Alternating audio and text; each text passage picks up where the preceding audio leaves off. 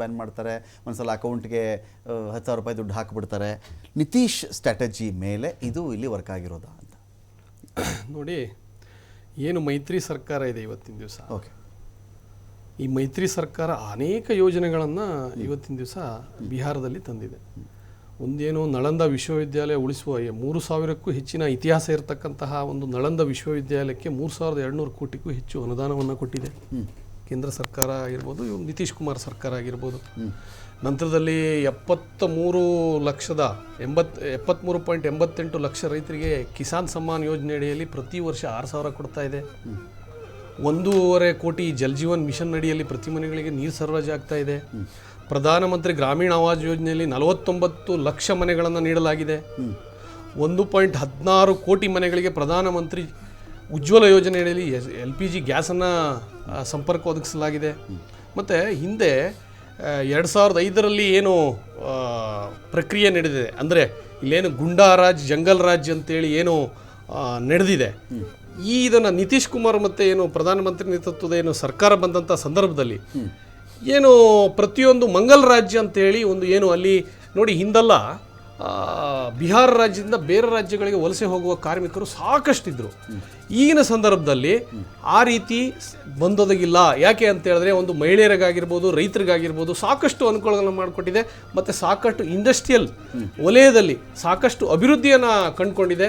ನೀವು ಕಳೆದ 10 ವರ್ಷದಲ್ಲಿ ಸುಮಾರು 48% ಇಂಡಸ್ಟ್ರಿ ವಲಯದಲ್ಲಿ ಉತ್ಪಾದನೆ ವಲಯದಲ್ಲಿ ಯಶಸ್ವಿಯನ್ನು ಕಾಣ್ತಾ ಇದೆ. ಅದರಲ್ಲಿ ಟೆಕ್ಸ್ಟೈಲ್ ಆಗಿರ್ಬೋದು, ಕೆಮಿಕಲ್ ಇಂಡಸ್ಟ್ರಿ ಆಗಿರ್ಬೋದು, ಸಾಕಷ್ಟು ಅಭಿವೃದ್ಧಿಗಳನ್ನು ಇವತ್ತಿನ ದಿವಸ ಮೈತ್ರಿ ವಲಯದಲ್ಲಿ ಏನಾಗುತ್ತೆ ಗೊತ್ತಾ? ಇದಗ್ರಿ ನೀವು ಹೇಳೋದನ್ನ ಯಾವುದೇ ರೂಲಿಂಗ್ ಪಾರ್ಟಿಗೆ ನಾನು ಕೇಳಿದ್ರು, ನಾಳೆ ಸ್ಟೈಲ್ನವ್ರು ಕೇಳಿದ್ರು ಇಷ್ಟೇ ಒಂದು ವಿಚಾರ ಹೇಳ್ತಾರೆ. ಇಲ್ಲ, ಇದು ಪೂರ್ತಿ ಕೇಳಿಸ್ಕೊಂಬಿಡಿ, ನಾನು ಹೇಳಿ ಪೂರ್ತಿ ಕೇಳಿಸ್ಕೊಳ್ಳಿ. Any political party, any ruling party ಕೇಳಿದ್ರೆ ಒಂದು ಚುನಾವಣೆಯ ಸಂದರ್ಭದಲ್ಲಿ ಮ್ಯಾನಿಫೆಸ್ಟೋ ಕೇಳಿದ್ರೆ ಮ್ಯಾನಿಫೆಸ್ಟೋನು ಹಿಂಗೆ ಹೇಳ್ತಾರೆ. ಏನೇನು ಅಭಿವೃದ್ಧಿ ಮಾಡಿದ್ದೀವಿ ಅಂದರೆ ನಾವು 1 ಲಕ್ಷ ಮನೆ, ಇಷ್ಟು ಕೋಟಿ ಮನೆ, ಇಷ್ಟು ಡೆವಲಪ್ಮೆಂಟು, ಅಭಿವೃದ್ಧಿ ಎಲ್ಲ ಹೇಳ್ತಾರೆ. ಫೈನಲಿ ಇಂಥ ಎಲೆಕ್ಷನ್ಗಳಿಗೆ ಇವತ್ತಿನ ಟ್ರೆಂಡ್ ಬಗ್ಗೆ ನಾನು ಹೇಳೋದಾದರೆ 10,000 ರೂಪಾಯಿ ಹೆಣ್ಣುಮಕ್ಕಳ ಅಕೌಂಟ್ಗೆ, 5,000 ರೂಪಾಯಿ ಪುರುಷರ ಅಕೌಂಟ್ಗೆ. ಇದಿಷ್ಟೇ ಇದೆಲ್ಲ ಮಾಡಿದ್ದಿದ್ರೆ ನೀವು ದುಡ್ಡು ಹಾಕಕ್ಕೆ ಹೋಗಲೇಬಾರ್ದಾಗಿತ್ತು. ಇದರಲ್ಲೇ ಪ್ರಚಾರ ಮಾಡ್ಕೊಂಡು ಗೆಲ್ಲಬೇಕಾಗಿತ್ತು ನೀವು. ಇಲ್ಲ, ಒಂದು ಏನು ಹೇಳ್ತೀನಿ ಸರ್ ಅಂದರೆ, ಮಹಿಳೆಯರ ಸ್ವಾವಲಂಬನೆಗೋಸ್ಕರ, ಅವರ ಉದ್ಯೋಗ ಸೃಷ್ಟಿಗೋಸ್ಕರ ಕಳೆದ 1 ವರ್ಷಗಳಿಂದ ಈ ಕೆಲಸಗಳನ್ನು ಮಾಡ್ತಾ ಬಂದಿದೆ.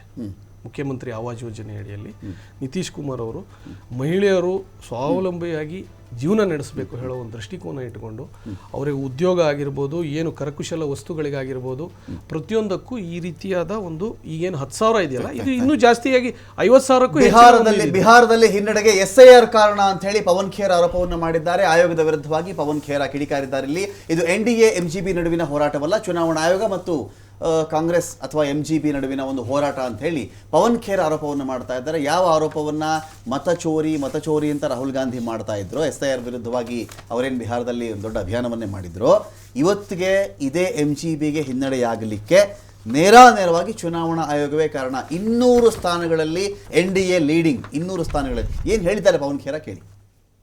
शुरुआती रुझान है, थोड़ा इंतजार कर रहे हैं.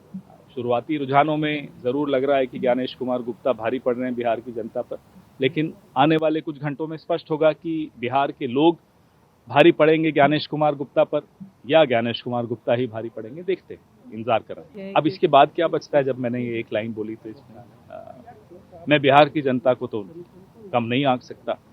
उन्होंने पूरा हिम्मत दिखाई है, SIR के बावजूद दिखाई है, वोट चोरी के बावजूद दिखाई है.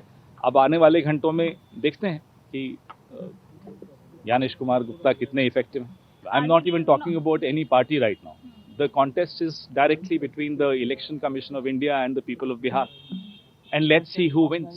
As I said, I am not even talking about parties.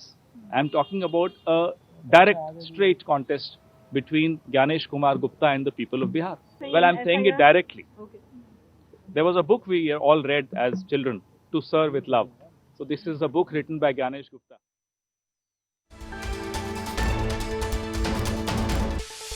ಬಿಹಾರದಲ್ಲಿ ನಿಜವಾಯಿತು ಮತದಾನೋತ್ತರ ಸಮೀಕ್ಷೆ. ಎಕ್ಸಿಟ್ ಪೋಲ್ ನಿಜ ಆಗಿದೆ ಅಂತ ಹೇಳಿ ಬಹುಶಃ ಎಕ್ಸಿಟ್ ಪೋಲಲ್ಲೂ ಕೂಡ ಯಾರು ಇಷ್ಟು ಸೀಟ್ಗಳನ್ನು ಕೊಟ್ಟಿರಲಿಲ್ಲ. 199 ಸಮೀಕ್ಷೆಯಂತೆ ಇದೀಗ NDAಗೆ 17 ಸಮೀಕ್ಷೆ ನಡೆಸಿದಂಥ ಏಜೆನ್ಸಿಗಳು ಅಧಿಕಾರವನ್ನು ಕೊಟ್ಟಿದ್ವು. NDA ಮುಂದೆ MGP ಮಂಡಿಯೂರಿದೆ ಇಲ್ಲಿ ಅಂತ ಹೇಳಿ.